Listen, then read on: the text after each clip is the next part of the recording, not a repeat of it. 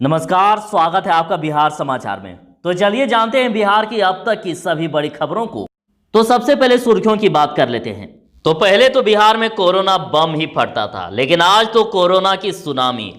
मिल गए 2192 नए पॉजिटिव और राज्य में संक्रमितों का आंकड़ा 41,000 के पार पहुंच गया। तो भारत नेपाल सीमा पर बीएमपी के बेस कैंप में 2 बटालियन के 22 जवान कोरोना पॉजिटिव। तो बिहार में कोरोना के बढ़ते संक्रमण के चलते पटना में 15 दिन में 500 बेड का कोरोना अस्पताल बनेगा। तो उत्तर बिहार और नेपाल में 2 दिन भारी बारिश के आसार हैं और इन इलाकों में आकाशीय बिजली भी गिरेगा। बताऊंगा आपको कि आखिर कौन से हैं ये इलाके। तो कोरोना के कुछ अजीबोगरीब मामले भी सामने आ रहे हैं। देखिए, 4 और 5 दिन के नवजात भी कोरोना संक्रमित पाए गए और पटना एम्स में भर्ती है। तो बिहार में बाढ़ की वजह से 30 लाख मछली उत्पादक तबाह हो गए, 4,000 करोड़ रुपए का नुकसान हुआ।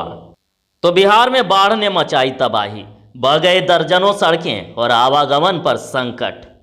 तो माननीय लालू प्रसाद यादव की कोरोना रिपोर्ट नेगेटिव, लेकिन उनके 3 सेवादार हुए संक्रमित। तो एक गुड न्यूज है, बिहार के सहकारी बैंक से लोन लेने वाले किसानों के लिए गुड न्यूज, लोन हो सकता है माफ। तो अब 1 अगस्त तक न्यायालय में नहीं होगा कामकाज। और बात करें अनलॉक 3.0 की, तो बिहार में कुछ छूट के साथ जारी रह सकता है लॉकडाउन और नहीं खुलेंगे स्कूल कॉलेज। तो माननीय तेजस्वी यादव जी ने मुख्यमंत्री से पूछा कि अस्पतालों में क्यों नहीं है मेडिकल उपकरण। तो एक खुशखबरी भी है, 31 जुलाई को होगा महात्मा गांधी सेतु का उद्घाटन और उत्तर और दक्षिण बिहार के लोगों को मिलेगी राहत। तो राहत के मूड में नहीं है मानसून, टूटेंगे बारिश के और भी कई रिकॉर्ड। तो खबरों को विस्तार से बात करने से पहले आपसे अनुरोध है, कृपया वीडियो को एक लाइक अवश्य कर दीजिएगा। आपका लाइक करना ही हमारी मेहनत का फल होता है। आपका एक लाइक हमारे लिए बहुत ही जरूरी होता है। तो बिहार में आज कोरोना विस्फोट नहीं, बिहार में कोरोना की सुनामी और 2192 नए पॉजिटिव मरीज मिल गए और राज्य में संक्रमितों का आंकड़ा 41,000 के पार चला गया। तो बिहार में 2192 नए संक्रमितों की पहचान की गई है और इनमें से 26 जुलाई को 812, 25 जुलाई को 1048 और 24 जुलाई या इसके पहले के 332 संक्रमित शामिल हैं। और इसके साथ ही राज्य में संक्रमितों की संख्या बढ़कर 41,111 तक पहुंच गई है और वहीं 249 लोगों की अभी तक मौत हो गई है। और देखिए, पटना में 533 संक्रमित की पहचान की गई है, वहीं भागलपुर में 36, गया में 91, मुजफ्फरपुर में 53 और पूर्णिया में 82 नए संक्रमित की पहचान की गई।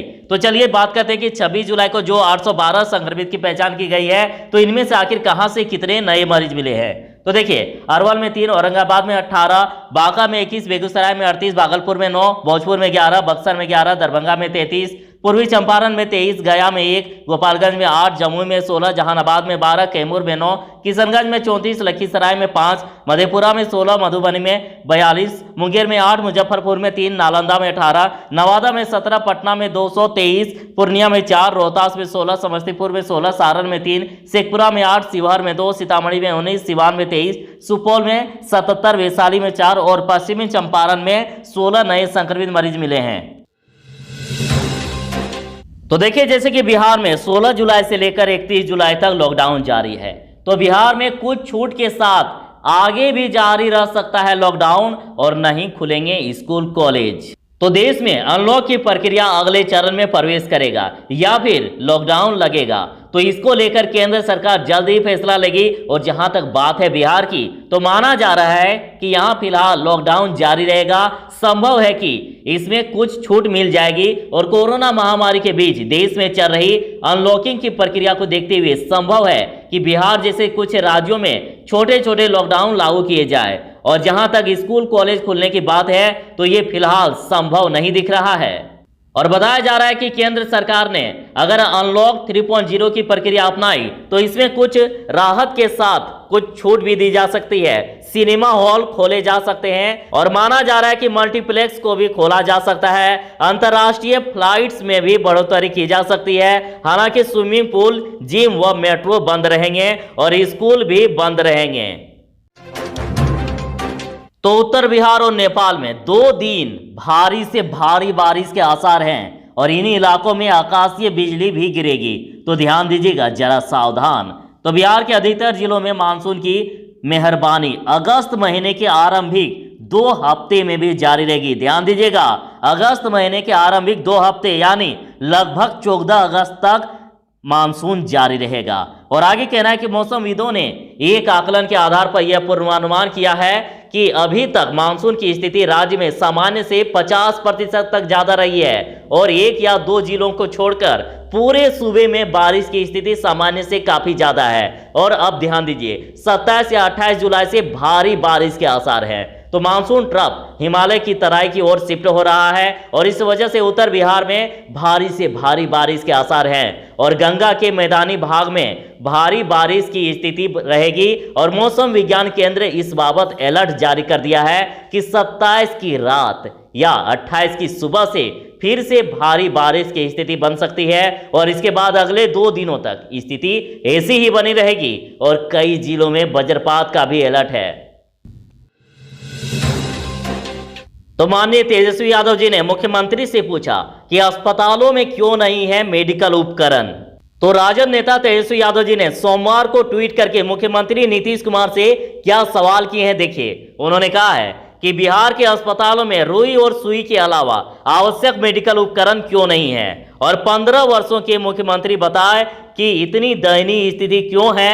4 महीने बाद भी अस्पतालों का क्षमता Vardhan, testing kit, oxygen, ventilator, makeshift hospitals का प्रबंधन नहीं किया जा सका है। जवाब दें इसका। और देखिए आगे उन्होंने कहा कि अगर सरकार नाम की कोई चीज बिहार में बची है तो कृपया इंसानियत और भगवान के लिए इलाज के अभाव में मर रहे तड़पते मरते इंसानों को बचा लीजिए। तो बिहार में कोरोना के बढ़ते संक्रमण के चलते पटना में 15 दिन में 500 बेड का कोरोना अस्पताल बनेगा। तो देखिए बड़ी खबर है, पटना में 15 दिन के भीतर 500 बेड का अस्पताल बनकर तैयार हो जाएगा। और कोरोना के बढ़ते संक्रमण को देखते हुए रक्षा मंत्रालय ने यह निर्णय लिया है और इसको लेकर रविवार को रक्षा अनुसंधान एवं विकास संगठन यानी DRDO की एक उच्च स्तरीय टीम ने वेटनरी कॉलेज परिसर व बिहटा का निरीक्षण किया। तो बिहार में बाढ़ ने मचाई तबाही और बढ़ गई दर्जनों सड़कें, आवागमन का संकट। तो देखिए बिहार के गोपालगंज जिले में आई बाढ़ से दर्जनों सड़कें पानी में बह गई है और 3 से 5 फीट तक पानी बहने से सड़कें टूटकर बह गई है। और सबसे अधिक बरौली व बेकुनपुर प्रखंड में सड़कों को नुकसान पहुंचा है और यहां NH-28 व स्टेट हाईवे 90 के अलावा कई प्रमुख सड़कों पर पानी फैला है और कई जगहों पर सड़कें लगातार ध्वस्त हो रही है। गांवों का सड़क संपर्क कट जाने से बाढ़ से प्रभावित व विस्थापित लोगों तक राहत सामग्री पहुंचाने में प्रशासन के समक्ष विकट चुनौती उत्पन्न हो गई है। नाव से बाढ़ में फंसे लोगों को निकालने का काम चल रहा है और सड़क मार्ग से राहत सामग्री व मेडिकल टीम के वाहन का पहुंच पाना मुश्किल हो गया है। तो चलिए आपके सवालों पर आता हूं।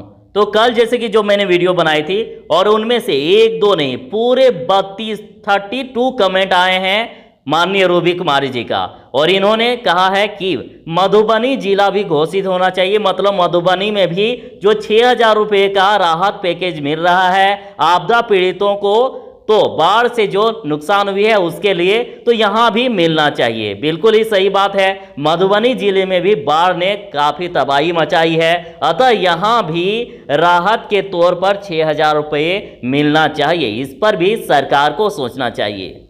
और जैसे कि इन्होंने कहा है कि 10 जिला घोषित हुआ है, मधुबनी जिला क्यों नहीं घोषित हुआ जबकि यहां भी बाढ़ आया है। बिल्कुल ही सही बात है।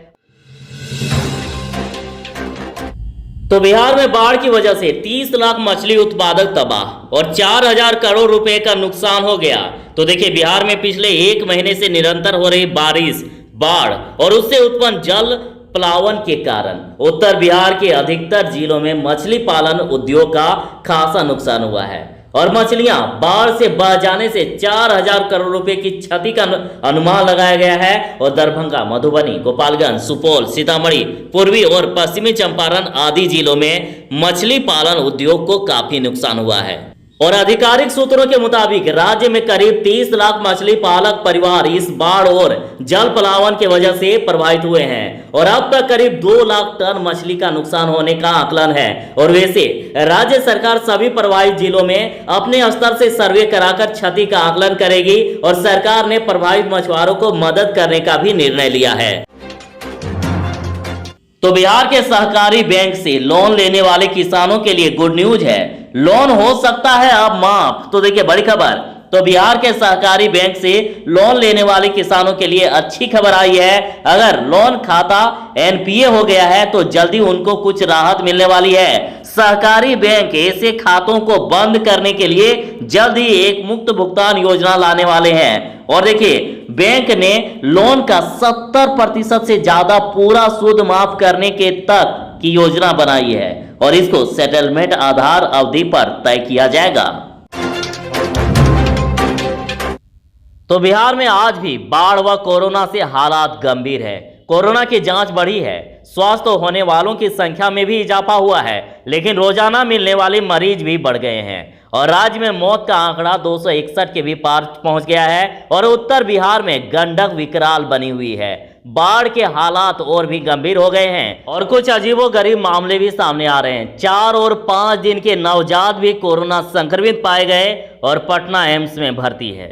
तो ये थी फिलहाल तक की खबर और अंत में फिर से आपसे अनुरोध है कि यदि अभी तक आपने वीडियो को लाइक नहीं किया है तो कृपया वीडियो को एक लाइक अवश्य कर दीजिएगा।